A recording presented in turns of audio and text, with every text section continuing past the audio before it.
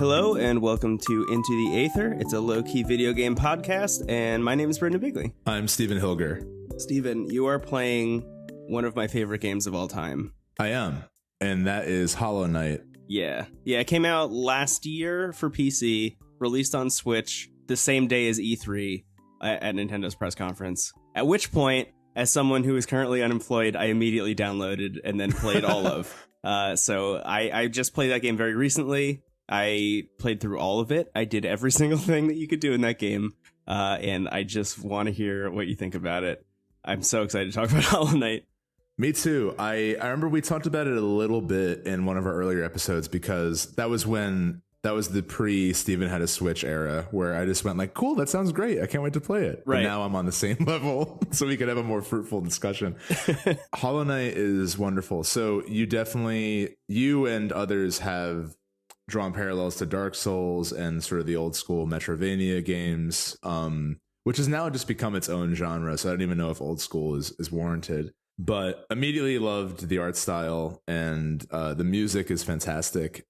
It does have a bit of a slow start. I think you even mentioned that whereas in Dark Souls, it works that you're kind of thrown in and like not given like super concrete directions.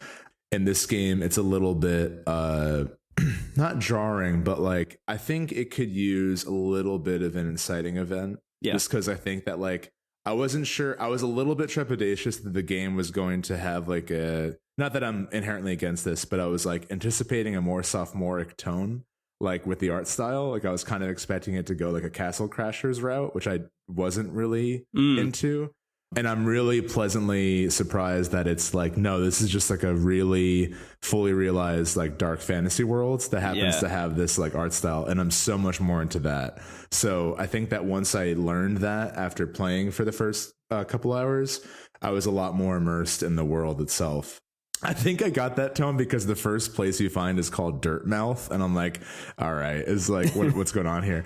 Yeah. But now I love it because now I'm like, oh, this is just Redwall with bugs. Okay, I'm in. Sign me up. Yeah. And yeah, I think the other thing that takes a little bit of getting used to is the platforming, because I think the jumping is a little bit on a different rhythm than one would normally expect in a game like this. And that like, you cannot, and maybe you unlock different abilities later on, because I just got the dash ability, which is a game changer, but you can't jump until you've like fully landed.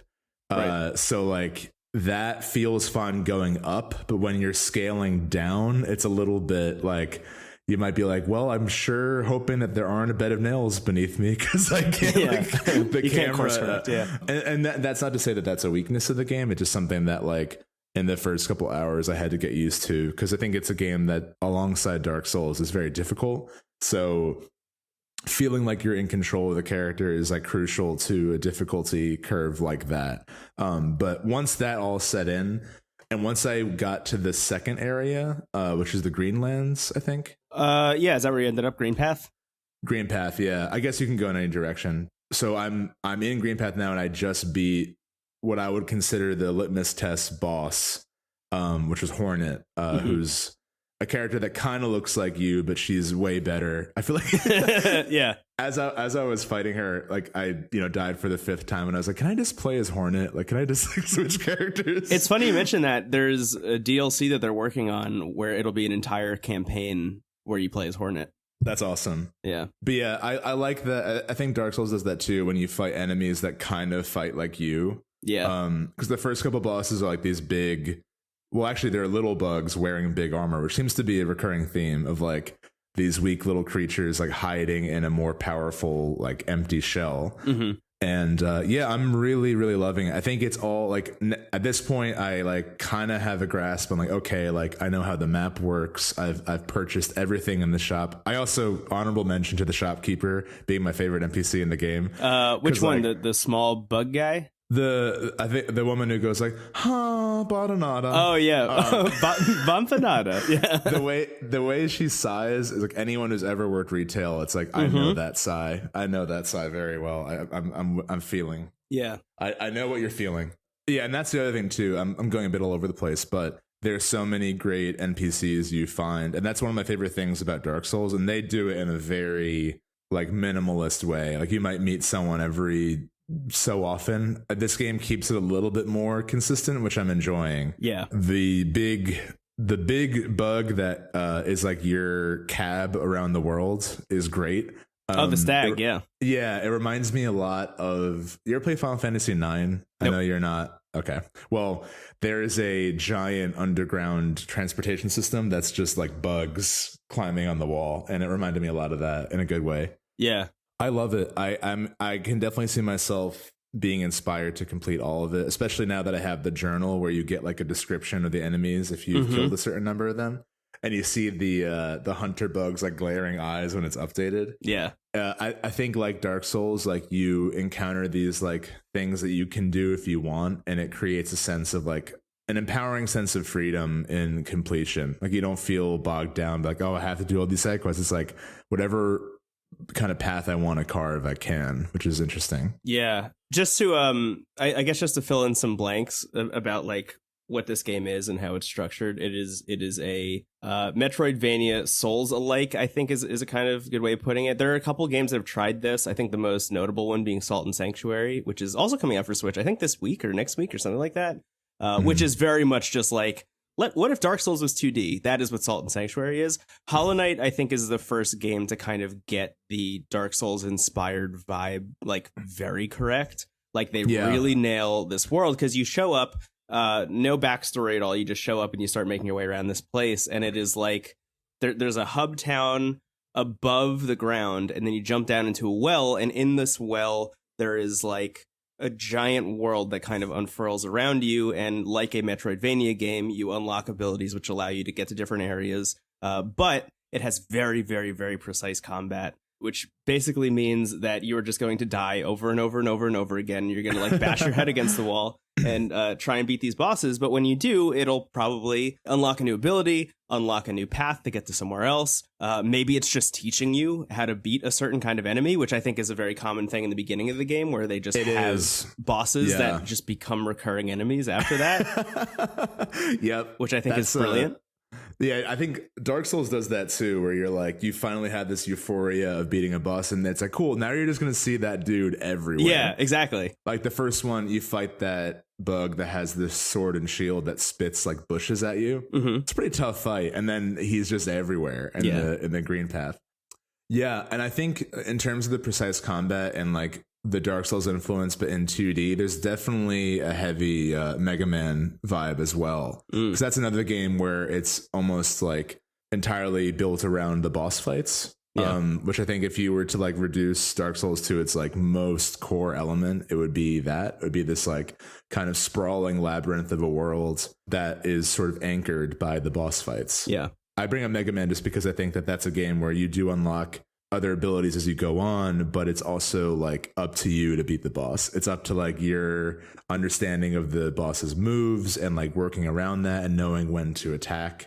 Yeah, I'm really enjoying it. And once I've figured out that I could attack some enemies from above, that's all I've been doing. Yeah. And that's how I finally beat Hornet, because I'm like, what do I do? Like, what am I doing wrong here? Yeah. I love that the game forces you to ask those questions, though. And then once you find an ability like that, or once you find an opening like that, it's like, oh, wait, I could just jump over her and then attack her from above. Suddenly, that's so ingrained in your brain by the time you're done with that fight that, like, that is now part of your tool set that you'll use on everything else from that point forward. Like, they teach you via those fights. Absolutely. And yeah, it's definitely paced well to like the player's best interest. And I also think that, at least in the areas I've been to so far, the layout of the map with like rest areas and areas you can like fast travel to other parts of the map are conveniently placed near bosses.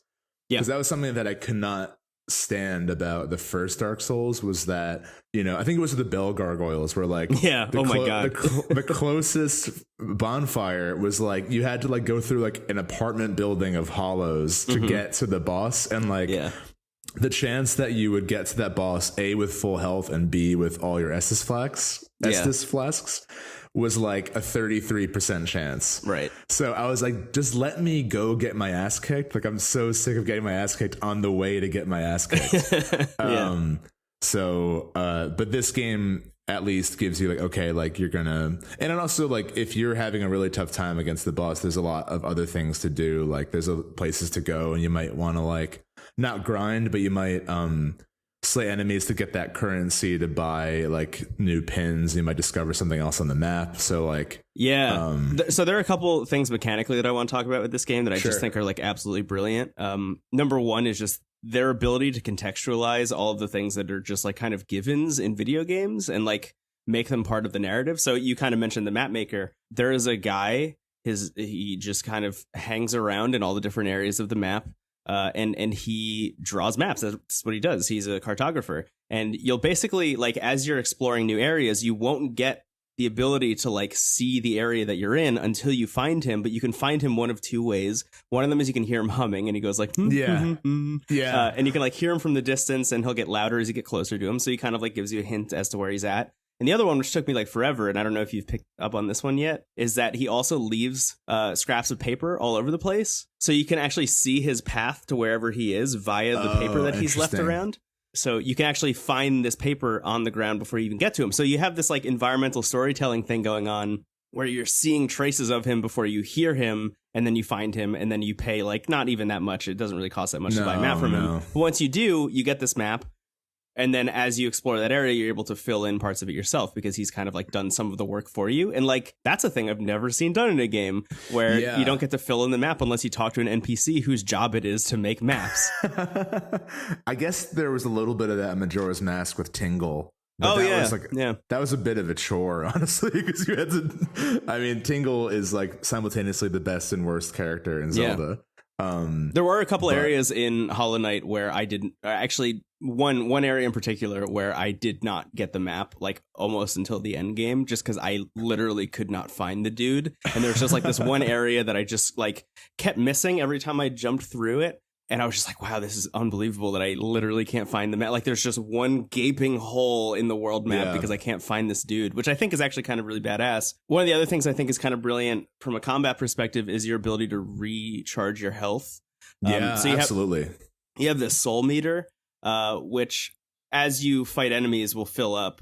Like as you land hits on enemies, it'll fill up this soul meter, which allows you to at any point hold down, I think it's the B button on Switch, to charge up your health again. So you can use, I think, half of the soul meter or a third of the soul meter to recharge one of your like little health nodes. But what that means is if you're in a boss fight or if you're in like heavy combat, you have to find an opening where you would probably be attacking and instead decide to heal yourself, which is like a very risky thing to do because depending on the enemy's attack patterns, that might be a really bad idea and that could end up fucking you over. And you could be trying to recharge your health and end up losing another one or two, depending on how strong they are. Exactly. And that's something I learned with Hornet's boss fight was that once you land enough hits, she actually kind of runs out of breath and is like panting in a corner. Yeah. And in other games, you might take that as a cue to like land a bunch of attacks. Mm-hmm. But if you hit her once, she actually gets back up and is back to her thing. So that opening is actually a chance for you to heal. Right. Which is really ingenious. And it's definitely,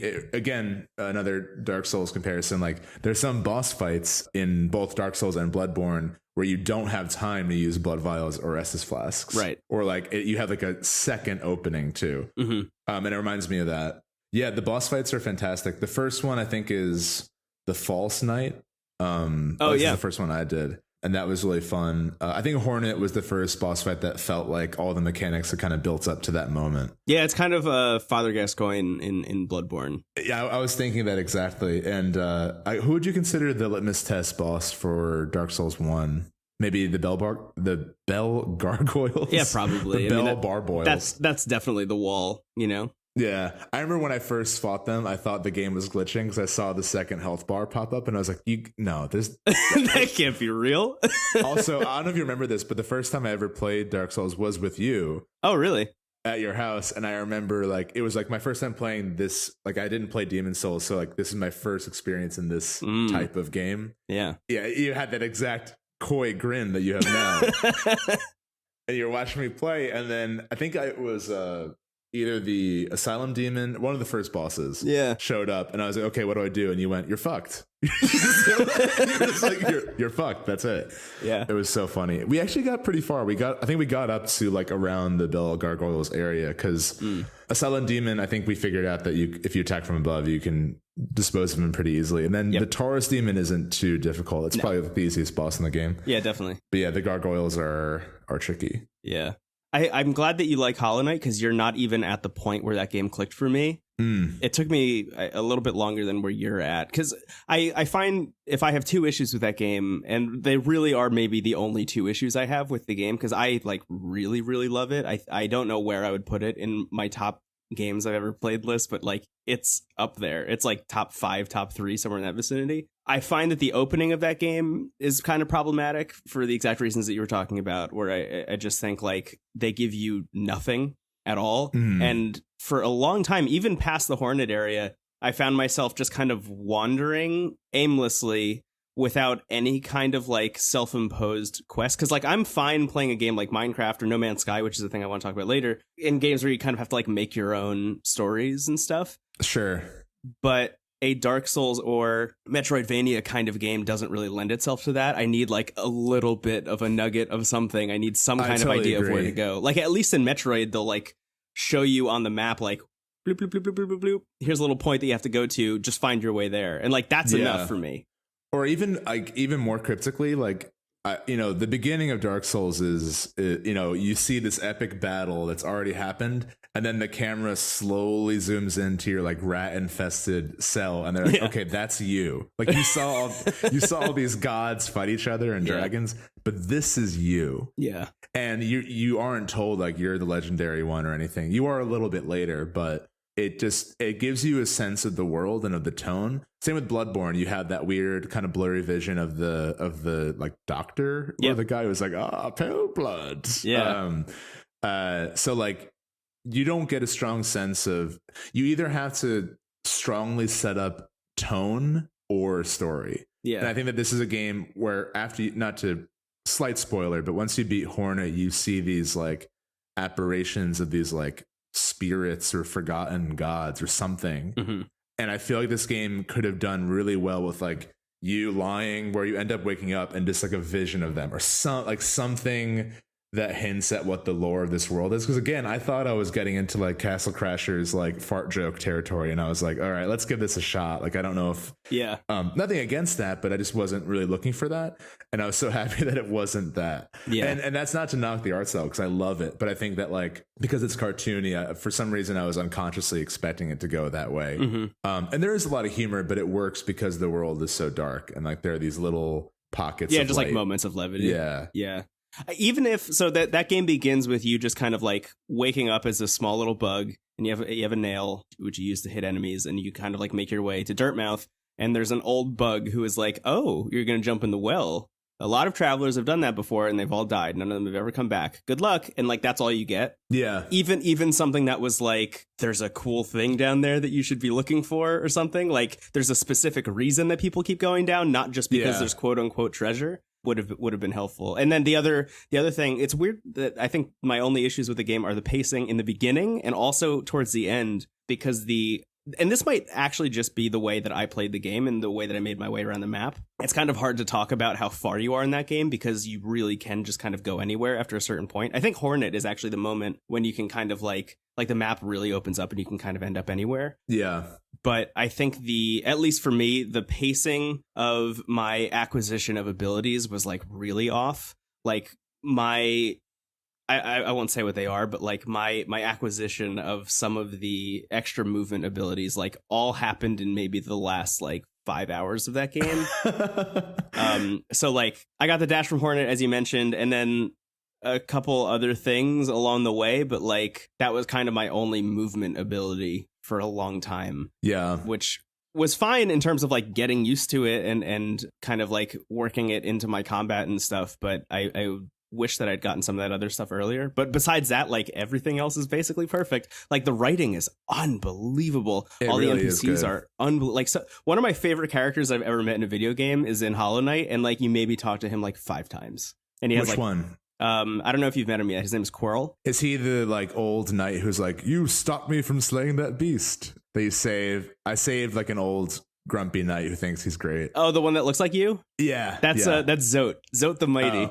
Zote the Mighty. I like him a lot. Yeah, Zote the Mighty is unbelievable. He has a great story arc. Don Quixote of the group. Yeah, there's a guy named Quirrell. He kind of has a mask on the back of his head. Oh, I met him. He's by the lake.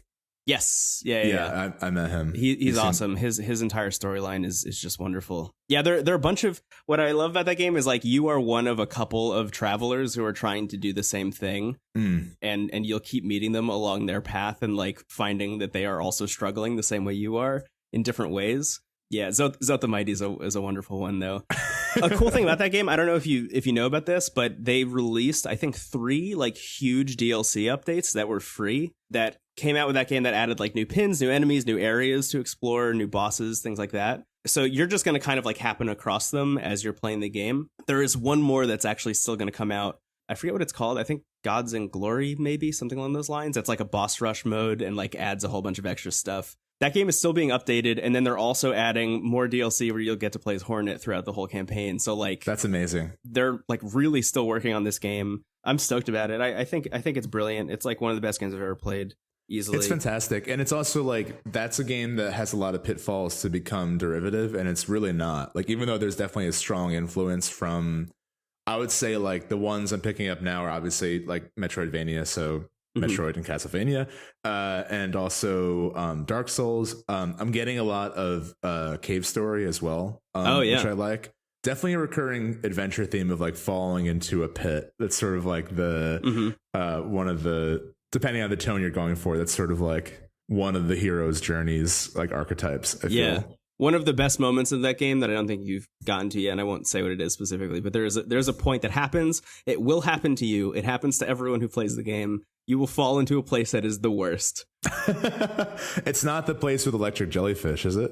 No, that place is great though. Because I went there and I was like, I'm going to turn around. I don't like any.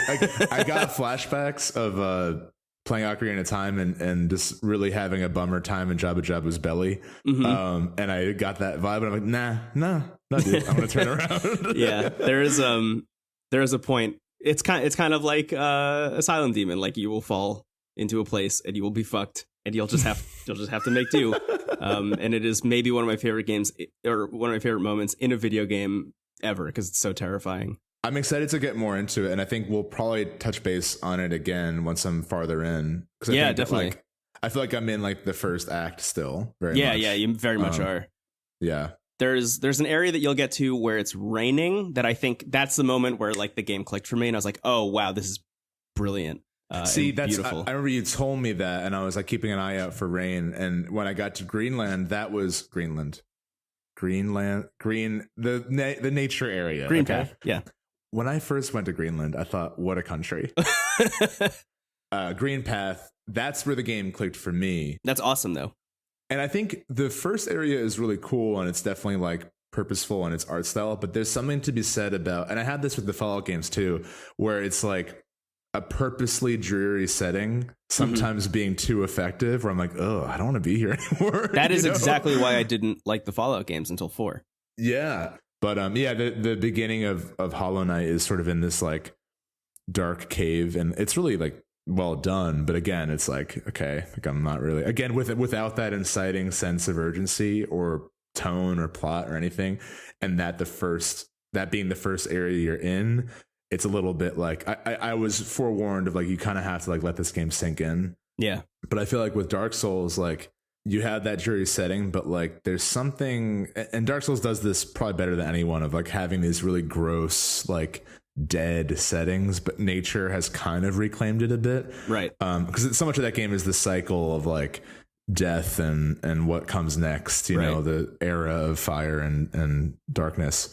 So you'll have these really dreary settings, but then there's like a beautiful sunset or something, and like something else to kind of like go against it. And not that I want a beautiful sunset at Hollow Knight because you're underground, but like the beginning area I think is just dreary, and it can kind of almost be like boring after a while. Yeah, but it picks up hardcore once you get to Greenland, my favorite place. Yeah, once you get to wait until you get to Iceland, it is just magnificent.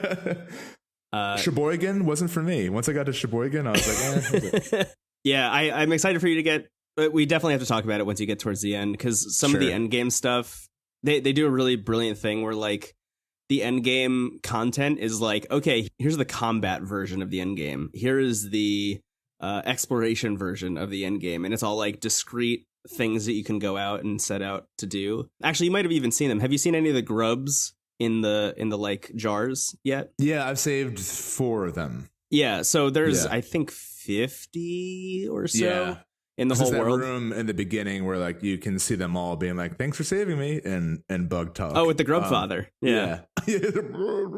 I think I talked about this with our mutual friend Alan, but I'm growing really fond of like when games have voice acting, but it's only to give you like the purest sense of what the line of dialogue is about. Like Zelda does that, where someone will be like, "Huh?" And then you'll see like what they're actually saying. And this game does that, like, you know, the bada nada. Yeah. It's like that's all we need to hear to know like what you're actually saying. Yeah, I actually think it works really, really well in Hollow Knight in a way that it does not work in other games. Like they try and do that in Octopath Traveler a lot, where like they clearly just didn't have maybe the budget or the time to be able to record all the voice lines and that they wanted to, so they just said like, "Hello there," and like it's actually 14 lines of dialogue. It doesn't work in a hilarious way though. Yeah, definitely. Yeah, but in Hollow Knight it very, very, very much works to have like the Simlish kind of thing going on, because it's purposeful. Like you said, in Octopath, it's like in the major cutscenes they'll have fully voice acted moments, and then when you're just wandering town they'll be like, "Hello, traveler," and then you'll see what they're saying. Yeah. I do sound like Ulbrich. I just realized. You told me that last episode. Yeah. It just hit me that I sound like him. Yeah, it's I couldn't remember the line last time we recorded, but the line that every time I hear it, I think, "Oh, this is just Stephen Hilger," is "The battle is truly joy." Every time I'm like, "Oh, that's just Stephen." Oh man. I mean, hey, I'm glad I'm in the cast somehow in some way. So anyway, Hollow Knight, it's out on Switch. You should get it. I'm not a person who ever really talks about the value of a game like monetarily versus the amount of hours that you get, but like if you look up discourse about Hollow Knight on the internet, everybody is talking about what a great value it is. That game is $15 right now and is super, super worth it. It is like, it feels like a $60 game. Yeah, 100%. I totally agree, and I think that I had the same feeling with Undertale, although that's a much shorter game, but I feel like I paid $10 for that, and I was like, that was a beautiful experience that like I can't believe is that $10. Yeah, exactly. Stardew Valley, I think I would put in that same category. Sure.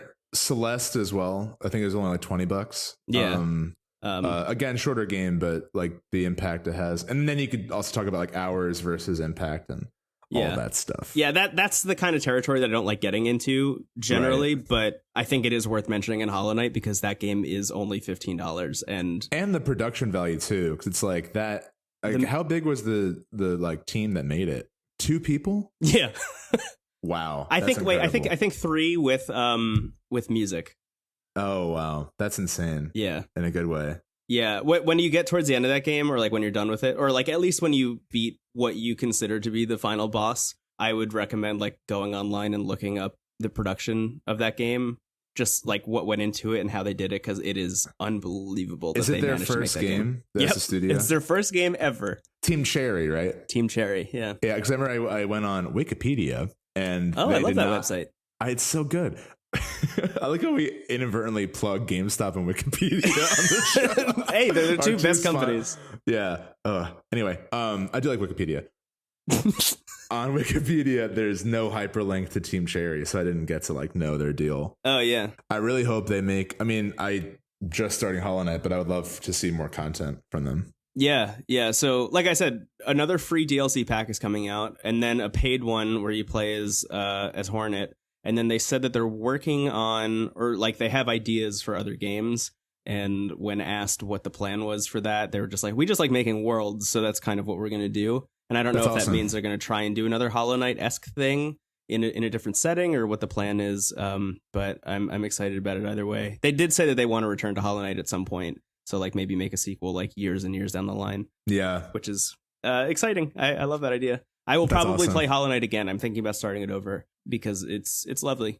And now that I know my way around the entire world, because I have it ingrained in my brain forever now, I think it'll be more interesting to like know exactly where to go to get the abilities and stuff, so I can kind of alleviate some of my problems with it. Anyway, Hollow Knight, go get it if you have a Switch or a PC. It's wonderful. You want to take a break? Yeah, let's do it. The battle is truly over. What does he say? No, that's it. The battle is truly joy. The battle is truly joy. I know you said you were playing No Man's Sky again, which I'm really interested in hearing, because somehow this happens to me a lot where I just being in another realm of somehow missing the hype for everything. Mm-hmm. I missed the hype for No Man's Sky. So everyone was like, should I pre-order this? I'm going to buy a system for it. It came out and everyone was like, yuck.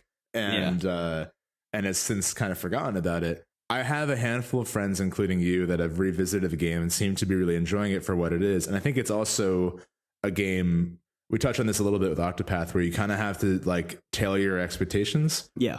And I say that as sort of the people who I know have been enjoying it have been like, I just really enjoy like the atmosphere and exploring and all that. Yeah. But I want to hear what you're experiencing now that they've done this major update to it.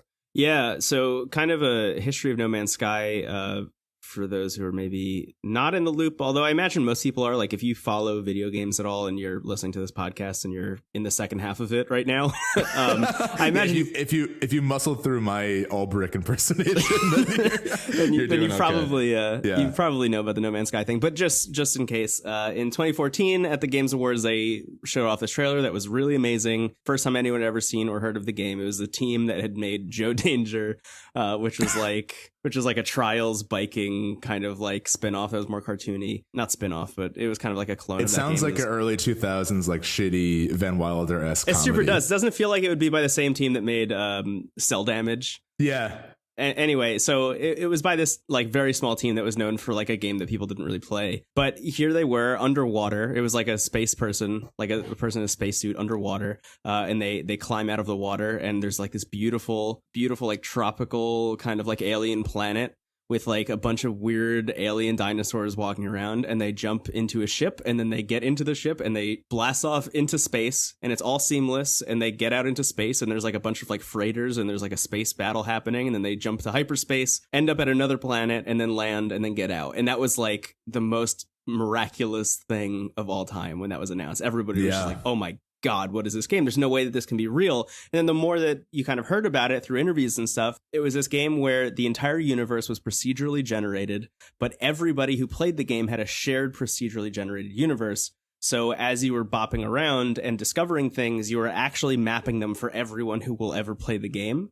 And that's where things kind of got off the rails, because that was as much as they really talked about. And then people started to kind of fill in the blanks by themselves and try and like imagine what the game could be, which did lead to some problematic things, right? Like Sean Murray, the lead developer for the game, did say that there was going to be multiplayer in the game. And then when the thing launched, there was not multiplayer. He was just like, oh, the chances of you actually running into someone are infinitesimally small because the universe is infinite. But then, you know, two people on the first day the game came out were like, okay, this is exactly where I am in the star chart. Come meet me here. And then they went there and it's like, okay, so there's no multiplayer in this game, actually. That's kind of a bummer. So, like, I do think that they intended to put it in the game and it didn't make it there, whatever. But anyway, the game came out. People were really disappointed in it because I think expectations were kind of through the roof, coupled with some of the things that they said were going to be in the game that didn't actually make it for launch. And it was still $60 and all that kind of stuff. And I got it the day it came out. My foot was broken at the time, so I couldn't leave my bed. I was like stuck. I was like bedridden for like a month at that point. I was like, okay, this sounds like a great game because I can just explore universe by myself. Like, I was very okay with there not being multiplayer. I was like, I could just explore universe by myself and kind of bop around. And I loved it for that when it came out. Like, when it came out, with a lot of people kind of acting as detractors against it and, I don't know, trying to like drum up with a class action lawsuit against Hello Games and stuff for like lying or whatever. I was sitting there in bed thoroughly enjoying playing that game because to me, it was just a way to like turn my brain off and kind of like zip around a galaxy. That said, there were a lot of problems with it, namely in the actual mechanics of like gathering materials and like crafting things and like the minutia of having to craft jet engine fuel to put into my ship so I could like take off from the planet and then shoot off into space, like the launch thrusters to get from you're on the planet to you are hovering above the planet. Like that takes fuel, and if you run out of that, you have to like go around and craft all the resources you need to go make that. And like I just found that really tedious and bad. And then also the more I started exploring, the more I realized there were only like 8 kinds of planets that could exist. So the game kind of had like a really, really short shelf life for me, where I played it maybe for like a week and I was like, oh, wow, this universe is supposed to be infinite, but I feel like I've seen everything. So as a person who enjoyed playing the game, I found myself kind of burnt out on it very quickly. And I can't even imagine if you didn't like the game, how you would feel about it, having either pre-ordered or spent $60. So I put the game down and I was like, okay, I'm done with it for now. And then over the past couple of years, Hello Games kind of went on like radio silence for a while as they started like trying to fix things, and they released a couple updates here and there, adding base building, adding a couple of other things. But last week they added what they called No Man's Sky Next, which was like the big update that was like, we have fixed everything. Everything is exactly as we said it was going to be at launch. This is the game we wanted to launch with. Here it is. This is what No Man's Sky was supposed to be. And it's a free update for everyone who had the game. So I was like, oh, I would love to jump back in and see what this feels like now. They added multiplayer, they added better base building, they added a real tutorial. So like you could actually learn how to play the game. And they added a campaign, they added multiple missions and things. They like retooled kind of everything about the game to make it both more interesting to a person who needs a directive and also more interesting to people who just want to explore things, because they retooled the algorithm that generated planets and stuff. So all of the worlds are a little bit more diverse. All the creatures that you would find on them are a little bit more diverse.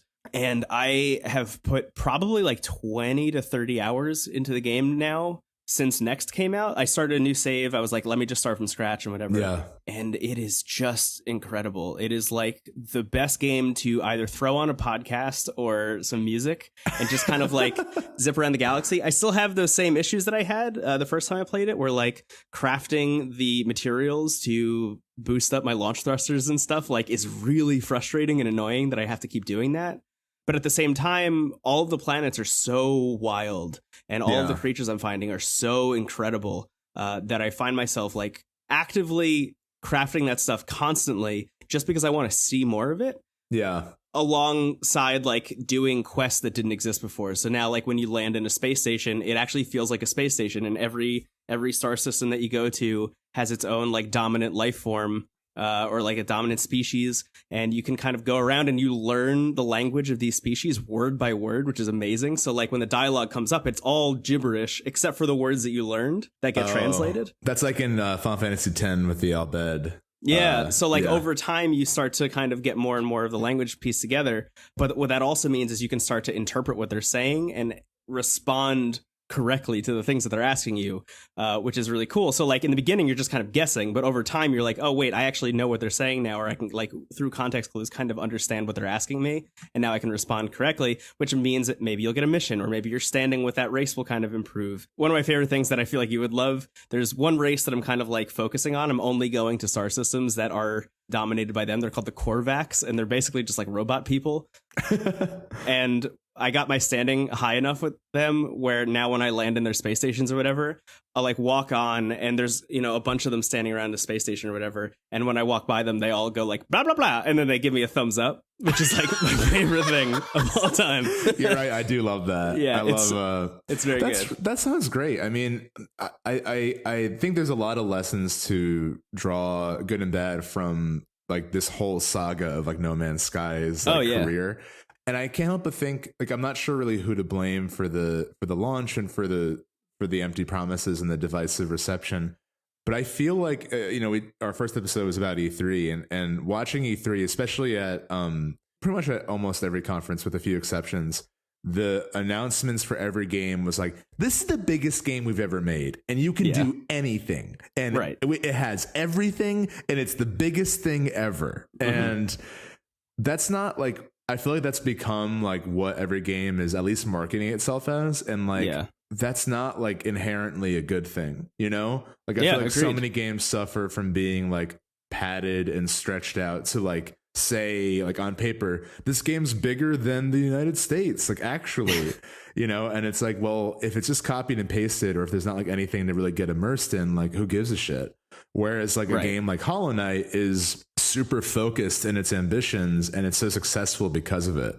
Right. And it sounds like now No Man's Sky is like, if you're expecting like a space adventure where like, you know, you could do anything and there was action and there was this and there was that and there was that, maybe you'd be let down. But if you're expecting like Pokemon Snap in space, like you're gonna have a great time. Yeah, which is kind of totally. I mean, not to limit it to that, but you were sending me pictures and I was like, I'm getting like really hardcore Pokemon Snap flashbacks, which I think is a criminally underrated game, but that's besides the point. Not Pokemon Snap in space, but just like a game where you can explore and you could feel immersed in these like other planets. And I kind of got that sense, both good and bad, in Starbound, where like you would go to these planets and it was so cool, like seeing the variety at first, but then you're like, okay, there's like desert, lake, snow, forest. A monster might have a mouth for an eye or something, and that's like kind of it. So like, rather than just saying like we have a trillion planets that are all different, like theoretically, maybe make like 20 that are actually different. I'm having this really interesting experience where like I love this kind of game. I think back in the day, you and I used to play Minecraft together. Is that true? Did you play on our Minecraft server? We didn't. We played Starbound though. Yeah. In those kinds of games, I always find myself like leaning heavily into just exploring things. Like that's always my vibe. Like in Minecraft, at least on our server, like a lot of people, this is like back when this is like maybe 2010, 2011, like very early Minecraft That's server. When I played too. Yeah. We, I just remember everyone on our server was kind of like building stuff in the spawn area. And my move was just like, I'm going to build a minecart that goes as far out as possible because I just want to see the world get generated. That's like always been my thing. Same thing with Starbound. I was just like bopping around different planets. That was always my move. No Man's Sky is like built for that. And I find myself having this like really interesting, almost Star Wars kind of experience where that's amazing. You know how like in Star Wars, people keep either being related to the Skywalkers or they keep ending up on Tatooine by accident. Like it's like, oh, why is every movie on Tatooine if the galaxy or if the universe is infinite? I keep, for some reason, all the missions I'm doing keep landing me on this one ice planet over and over and over again. And every time I land there, I'm like, wow, this looks just like that planet. And I'll go and I'll scan something. It'll be like discovered by B. Bigley. It's like, what the fuck keeps happening? But my favorite thing about it is that the like main creature that is on the thing is this what almost looks like a failed mock-up of one of the characters from Where the Wild Things Are. It's like this giant, creepy, like bird reptile thing. And whenever I walk up to it, it looks at me and goes, bah! And then runs away. It like sprints away, but it's giant and has like really short legs, so it doesn't go very fast. So I'm just like walking next to it, like watching this like strange bird homunculus run away from me. What I would give for like a Waiting for Godot-esque like 2-person play of like you and that creature on this ice planet. Yeah, it's weird. I just keep ending up there, but I love that. Like it's hilarious to me that I just keep ending up on this. I've been there like 3 times so far. Yeah. And every time I land there, I'm like, I cannot believe that I'm back. Yeah, that kind of like weird generative story I think is really great. That's kind of what I play these kinds of games for, is to just like kind of let the narrative unfold before me and kind of like let my own brain create it, you know, because there really isn't that much of one in the game, with the exception of like the campaign quests that you're doing, which are very loose for the most part. But like the little tiny moments that they kind of built into the game, like there was this one, I just happened to be floating around in this one system that I had never been to before, and I was just scanning all the planets from space just to see like what kind of planet they were and what resources they had on them, because I was looking for a specific resource. So I'm just like sitting there scanning all the planets, and then all of a sudden I see a bunch of freighter ships launch from hyperspace into the system that I'm in, alongside a bunch of battleships that are like attacking this freighter. So I'm like, oh shit, there's like a battle happening over there. And then I noticed that the battleships were starting to target me. So I opened up my communications thing. I was like, okay, I'm going to see if I can like defuse this situation or whatever. And they were like, you can either leave or you can die. And I was like, okay, well, I guess I'm just going to fight these fuckers then. So I just shot them all out of the sky. There were like 7 or 8 of them. And I took them all out. And after that, the person who was manning the freighter, like the captain of the freighter, opened up their communications to try and talk to me. And they were like, hi, we invite you onto this freighter to come on if you want to like trade or whatever. Also, the captain wants to speak to you. I was like, okay, cool. This sounds good. I've never been on a freighter before. I didn't even know there's a thing you can do in this game. This sounds sick. So I launch into this freighter, gigantic, huge, like beast of a machine. It's like amazing how big it is compared to your little tiny ship. So I land in this freighter. There's like 58 different ships in this freighter. I can go around. I can talk to all the people. I can like trade objects with them. I can buy their ships from them if I want to. But I'm like, okay, let me go talk to the captain because I have to see what this is. And I go up and I go into like the captain's, whatever it is, the like observatory. And he looks at me and he goes, captaining this freighter is really tough. And I think I'm done. Do you want it?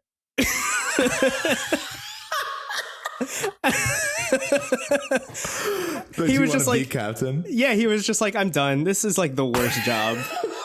Do you want this freighter? And I was like nothing in this game is free. Nothing in this game is free at all. So I'm looking at it and it gives me the option, like what is usually a, do you want to buy this ship or do you want to buy this freighter menu? But it just says accept gift. And I was like, okay.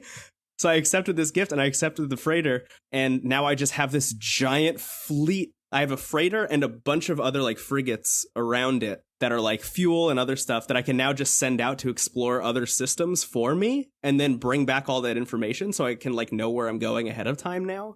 But also the freighter is a like mobile space station that I can use as a place to like trade stuff and get like inbound new ships that I could maybe buy and add to my fleet.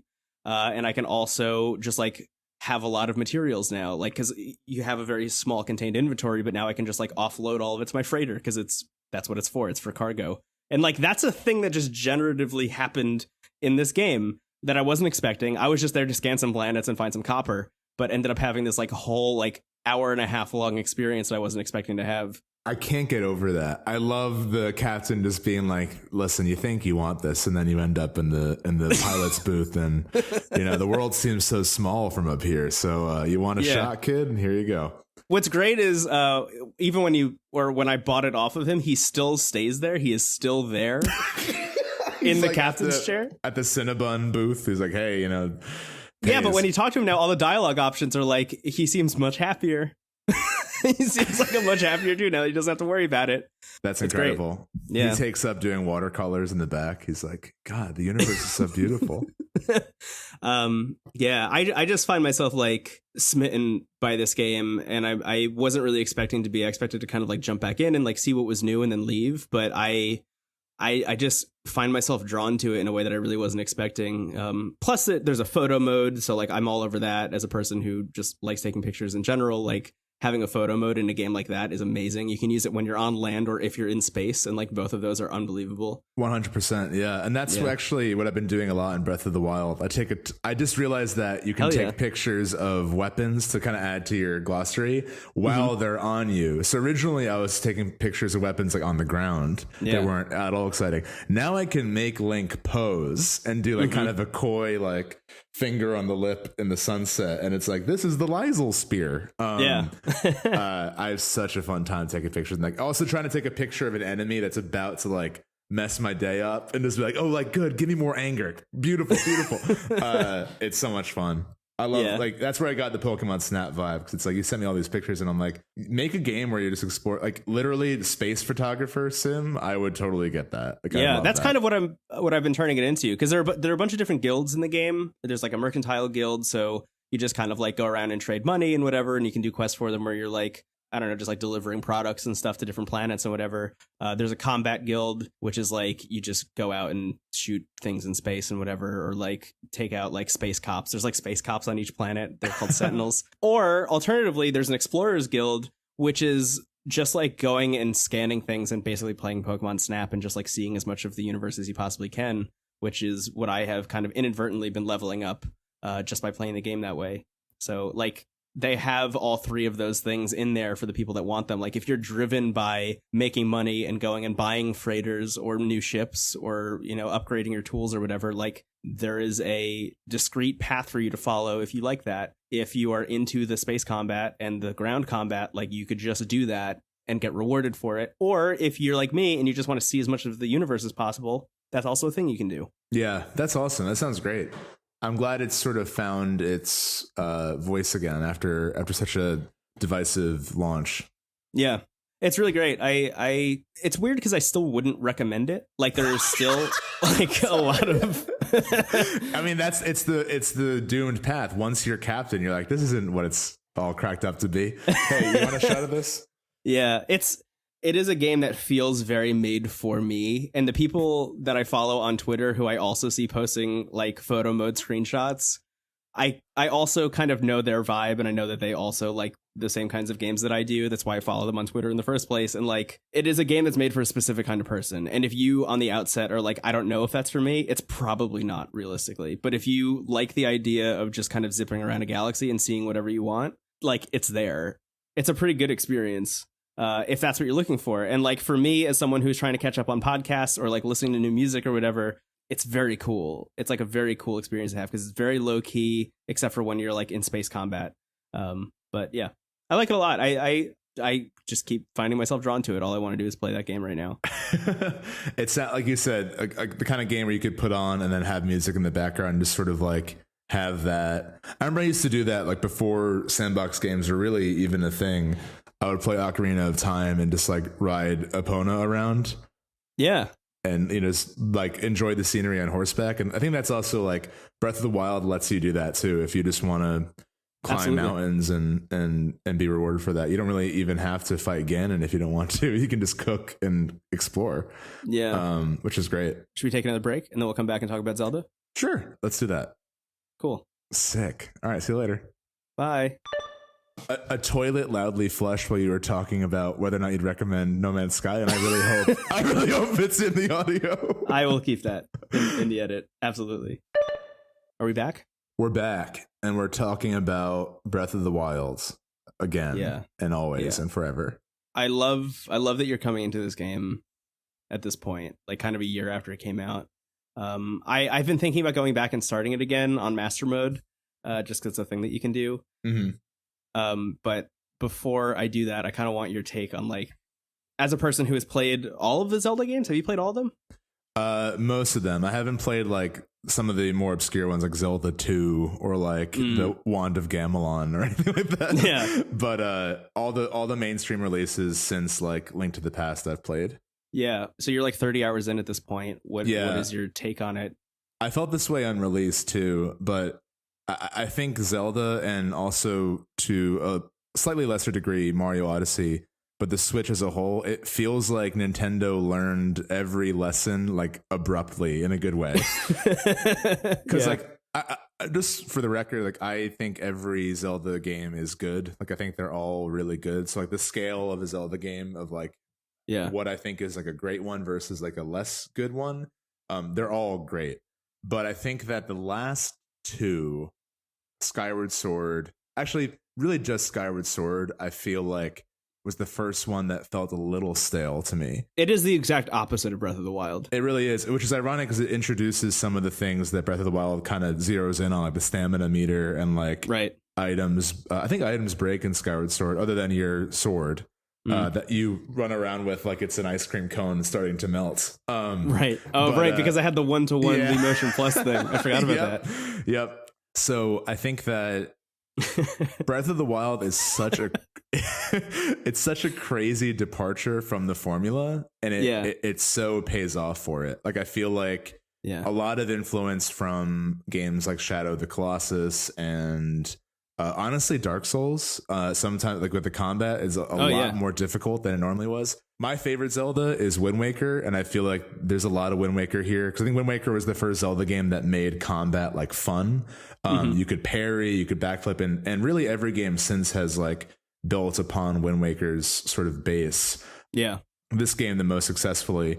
I think that what happened was a game like Ocarina of Time and even Link to the Past were made, they were open world games as much as the technology would allow for it. But since then, Nintendo kind of fell into the pitfall of like, we're just going to recreate that every time, even though the technology has far surpassed it. Yeah. But now they finally were like, no, we're going to actually make this like a huge open world that you can explore and still give you that. And everything about it is more strongly executed. Like the story in Zelda games is often more kind of like ideas and concepts than like execution. Right. You get a stronger sense of character in Wind Waker, which is again why it's one of my favorites. And you get that really well in this game. You get to know, it's so sad, like because everything you learn has happened before, and all these characters you're meeting, you either have forgotten or are dead. Yeah, the game, like the premise of the game is Link failed. Yeah. Like, Link fucked up real bad Yeah. and is now waking up from a coma, trying to gather his memories back and fix his mistakes. Like, that is darker than any of the stuff that happens in Twilight Princess. And I think exactly, which is probably one of the darkest ones. Yeah. And I think that the idea of like reconstruction and rebirth and starting from zero, the first item you find in this game, other than your Nintendo Switch that has magic powers, is a tree branch, is a stick, and you learn how to cook an apple. And the weapons breaking and you having to kind of live off the land and slowly building yourself up, slowly restoring life to the land that has beautifully regrown but is dying in a way. Yeah. Is so strongly done throughout the entire game. Like, the gameplay has that, the story has that, the world has that. I always draw parallels to Miyazaki movies, I'm slowly realizing. But I was also just about to say it's very Ghibli. Yeah. It's very Ghibli and its art direction, which I absolutely adore. And it's also very, Princess Mononoke kind of has that theme of how do you balance like technology and human progress with living harmoniously in nature. And I like the idea that the ruins of the past are like more technologically up to date. Like, they're futuristic technologies that are from the past, which is a really cool thing. Yeah. And that's a society, the Sheikah, that like lived in the world like properly. Right. See, I love the idea that it's almost like Nintendo coming off the failure of the Wii U. Like, we failed, we have to start again. We have to start from scratch and like do it right this time. And and let's insert that theme into the game that we're making by giving Link a Nintendo Switch that has magic powers. Yeah. I mean, it's not that, but it's like it's pretty close. Oh yeah, absolutely. I love it. It's so difficult to say if it's the best Zelda just because it is so different. Right. But I think that like, much like Ocarina of Time, I feel like with the 2D top-down perspective, the old school Zeldas, the dungeon crawler Zeldas, Link to the Past is like the quintessential one. That's the one that like used the technology at the time to make that game as well as they could have. Yeah. Ocarina of Time set the standard for a 3D Zelda, which is also kind of crazy to look back on because... And a 3D adventure platformer in general. Like, that was the first one. And it was fantastic. And I think since then, they haven't really strayed too far from that formula. Probably Wind Waker strayed the farthest. Majora's Mask strayed far in a narrative way, because that game is like... They just gave David Lynch a weekend to write a Zelda game. Gameplay wise, they all kind of stay in the orbit of Ocarina of Time, while doing some interesting things here or there. But you really felt that with Skyward Sword. You're like, oh my God, like, is this all Zelda has to offer? Yeah, totally. I really enjoyed the beginning of that game. Like, I actually really enjoyed that Zelda was a character, and like I felt like I liked her as a player and I wanted to save her. Yeah. But I like Zelda in this game because she's like, Link, I've been like doing your job for 100 years. Like, help me out. Like, so I think it's a huge improvement. And Skyward Sword was still okay, but it's nice to see like the weakest entry in the series followed by what could arguably be the greatest and one of the greatest games like of all time. Yeah, it's interesting. So my experience with that game, I played all of it. I didn't. Now that I mention that, I haven't finished Breath of the Wild. I've never fought Ganon. I didn't finish the last dungeon of the 4 like main dungeons in that game, but I still feel like I got everything that I needed to out of my playthrough of it, having done what I did. But that said, I put it at number 2 in my like ranking of Zeldas. If I had to rank the Zelda games, the one that I would put above it is the one that came after Skyward Sword, which is A Link Between Worlds. Oh yeah, that's a great one. On the 3DS, which I think is like the first foray, or like almost an experimental testing ground for what did become Breath of the Wild, because that game is a game where you rent items and you can do any of the dungeons in any order, but it is told through the Link to the Past world. And I think that game is brilliant. And as a stepping stone to Breath of the Wild is like extremely successful in what it set out to accomplish. And also the only game on 3DS where you actually need the 3D, which is kind of amazing because like that was at the end of the 3DS life cycle. And the mechanic they added too, because like I think often with Skyward Sword, even though the 101 sword mechanic is interesting, it gets old real quick. And it's just so goofy to see Link running around with the sword like he does. You know, like he's about to drop it any second. And to not contextualize it, to make Link try and seem like a cool, aloof character, but like when he's running around with the sword, like you said, he looks like he's holding an ice cream cone. Like it's really goofy. Yeah, I have a lot of things to that game, but with Link Between Worlds, the central mechanic of becoming like a hieroglyphic in the wall is so well done. It feels like the minute you like learn that that's something you can do. And I think some of the Zelda games after Ocarina had the pitfall of like you get a new item and you use that for that dungeon and that dungeon alone, you never use it again. Maybe you use it to find Twilight Princess is probably the worst. Yeah, and I loved Twilight Princess is like very high on my list as well, but it falls short solely because of that problem and because like they set up such a cool, unique story of this like Twilight realm, and Midna is probably the best sidekick other than the boat, I would argue. Midna's great. The story's awesome. Wolf Link is really cool, and like it's such a cool, unique story. And then they're like, "Oh, Ganondorf's back," and like, come on, like I love Ganondorf, but it just felt like it wasn't about Ganondorf until it suddenly and abruptly was, and they just sort of fell back into the same motions. Right. But he does die standing up, which is one of the coolest things that's ever happened. So he's just standing there with a sword through him. It's a great shot. Anyway, it's awesome. Yeah. Play it. I'm just curious how you're playing Breath of the Wild. Like, what is your MO? What are you doing? Like, what is your minute to minute gameplay look like? Like, what's driving you? Because I found that the way I played that game, I think, was very dissimilar to most of the people that I talked to. So I'm just curious how you're playing it. I prioritize tower climbing over shrines. I think that like having the map available to me is more, and that's probably why I like Hollow Knight so much, because like it's all about building the map up. So same. That is exactly what I did. The first thing I did in Breath of the Wild was I went around to every single tower and I was like, I just need to see the whole map first, and then I'll do stuff. And it's kind of cruel that the game starts you simultaneously next to a beginner friendly area and to the hardest area in the game. So if you're like, part of me wants to venture west, you will be destroyed by guardians trying to climb this like thorn riddled tower. But yeah, I've been doing that, and I've also been cooking a lot. I feel like I feel empty if I don't have at least like a Whole Foods wild green dish that will give me a bonus of 5 stars. We're also sponsored by Whole Foods. Although I think I definitely do shrines as I find them. I don't seek them out because I feel like, you know, I've also been prioritizing stamina over hearts, which is probably not the most beginner friendly thing to do, but it just lets me get to areas I want to faster. Yeah. I'm now doing the Zora quest line, which I'm really enjoying because Prince Sidon is one of the funniest characters I've encountered. Oh my God, yeah. The Fish Prince. He's like, hey, I believe in you. I'm like, dude, this is the worst like trip of my life. Like, I'm glad you're so morally supportive, but like these lizards want to like ruin my day constantly, and you're just having a swim. So that is technically the beginning of the game. That is like after the tutorial. That is, I think, where they kind of point you. They nudge you there. Yeah. You could easily prioritize finding your forgotten memories after talking with Impa.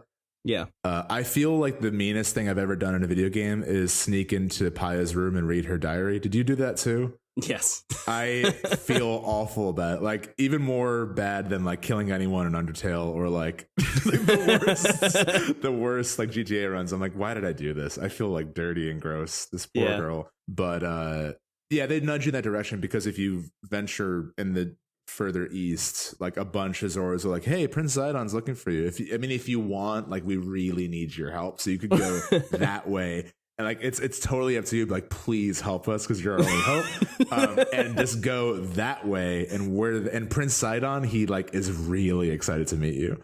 Yeah. So yeah, like there's one Zora at the shrine, there's one Zora on the tower. There's one that's just swimming, and she's like, please don't tell the prince that I was swimming. I needed a day. Our shit is fucked up. If you can please help us go that way. Right. So I'm in the beast now, but I feel like the beasts are, I don't know if you felt this way, they're honestly kind of scary. Like I feel like the music and the atmosphere is so like it's effective. Like it feels like I'm weary of Ganon's power, that he just like wantonly was like, the beasts are mine now, and they're like riddled and weird, like atonal like Aphex Twin music. And Yeah, selected Ambient Works Volume 14. Yeah. I'm doing the elephant right now, and the beasts are cool because they feel like traditional Zelda dungeons. Like it feels like the shrines feel like little mini dungeons. Right. The beast, at least the elephant, feels like, oh, this is like, and it's kind of cool to have that, even though like it's largely absent in the world. But like, oh, this is a Zelda dungeon. This is cool. So they still have like the identity of the series in the game. It just sort of like sprinkled throughout as an additional element rather than the sole focus. Yeah, I found myself not really enjoying the beasts at all. I wish that I did, but I found them, I think after the first one, like the elephant I was into, but then when I got into the second beast and I was like, oh, this is the exact same like vibe, look, feel. You kind of are solving the puzzles the exact same way, maybe using a different item, or not even using a different item because you have all the tools at your disposal right in the beginning. So it really is kind of the exact same thing. You're just like solving it the same way. And you're doing that 4 times. Didn't really appeal to me as much after the first time, which is why I just stopped doing them altogether.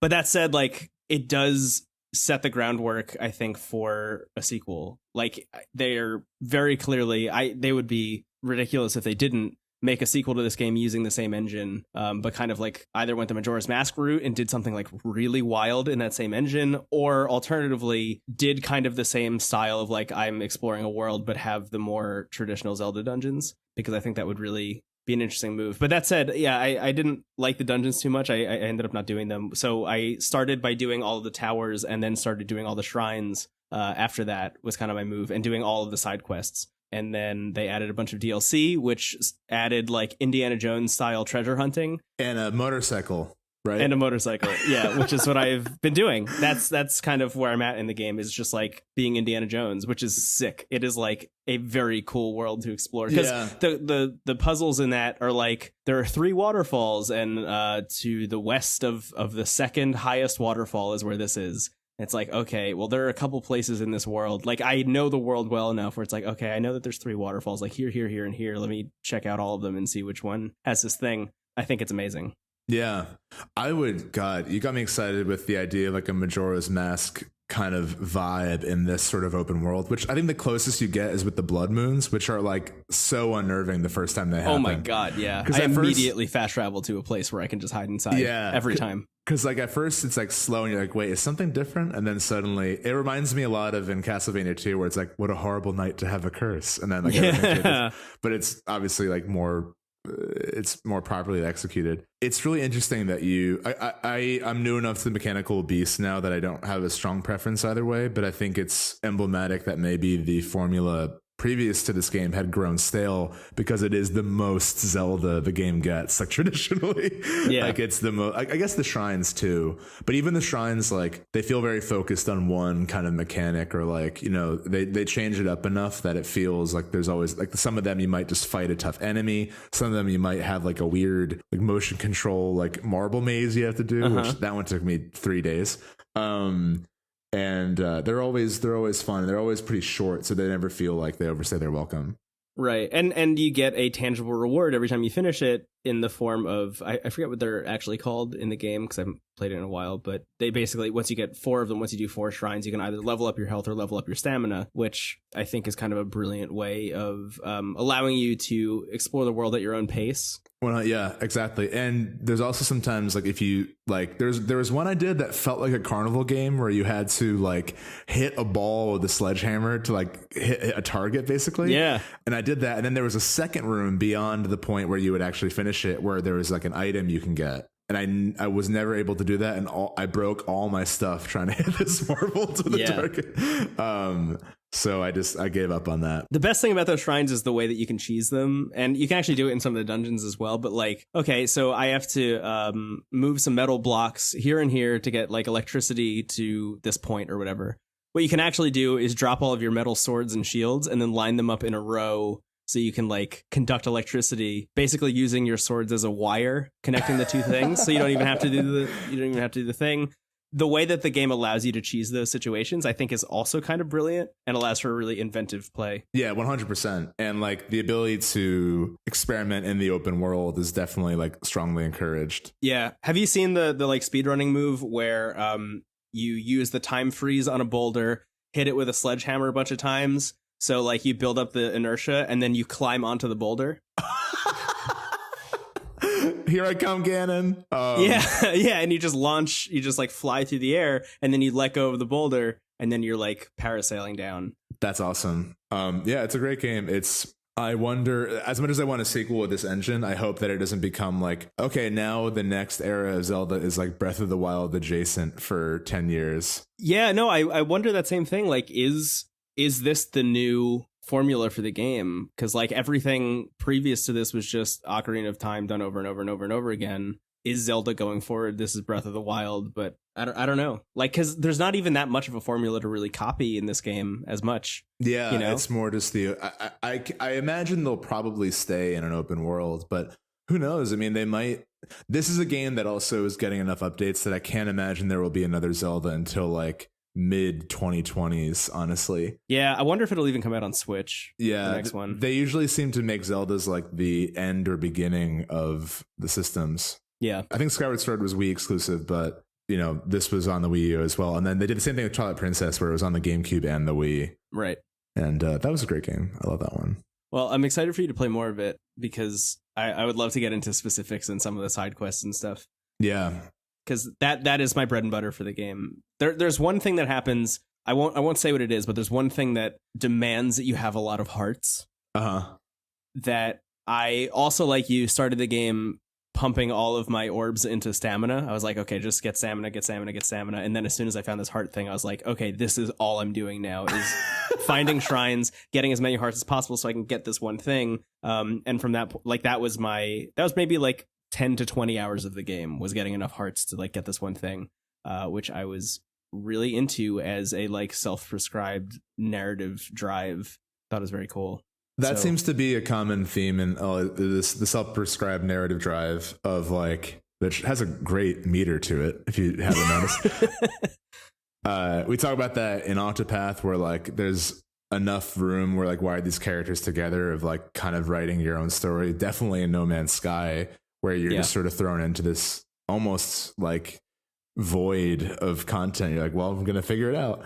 I think there's definitely a nice balance between, because I think like the term linear became a bad word for games somewhere in the recent years. And it's like, if you make a game that's linear and it has a good story and like it's fun to play, that's fine. Like you don't have to.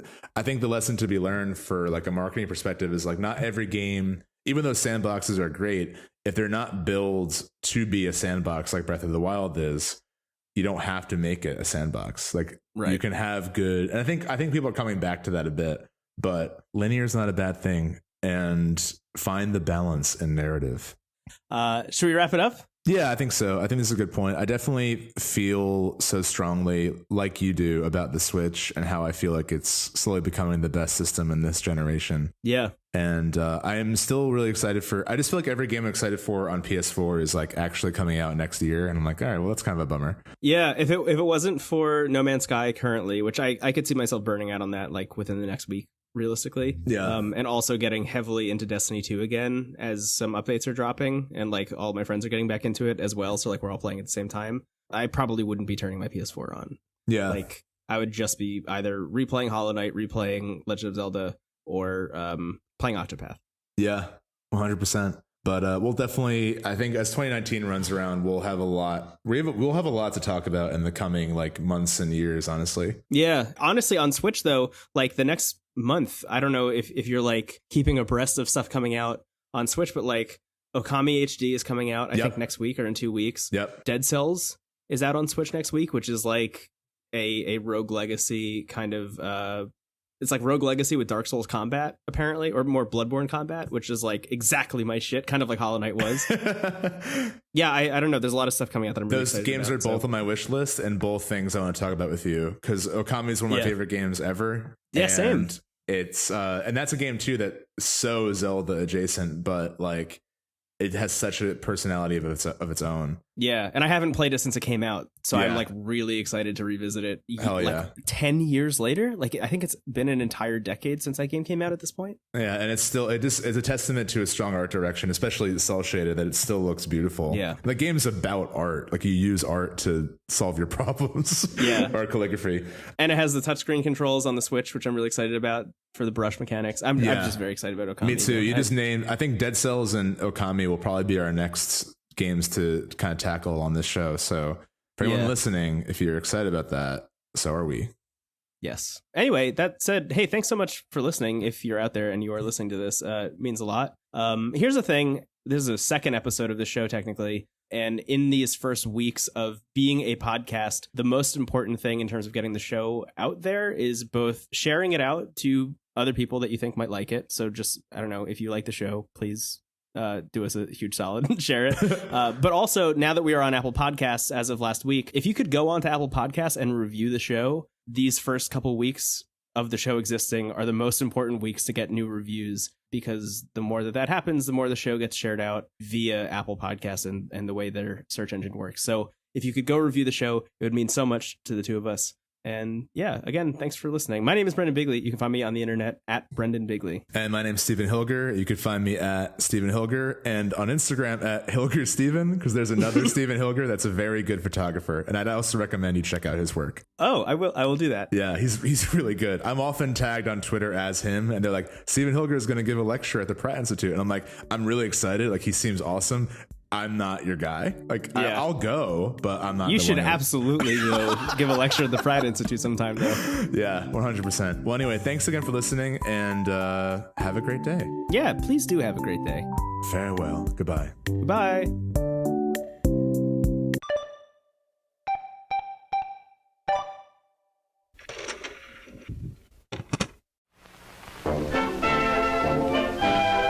TWG, the worst garbage. Online.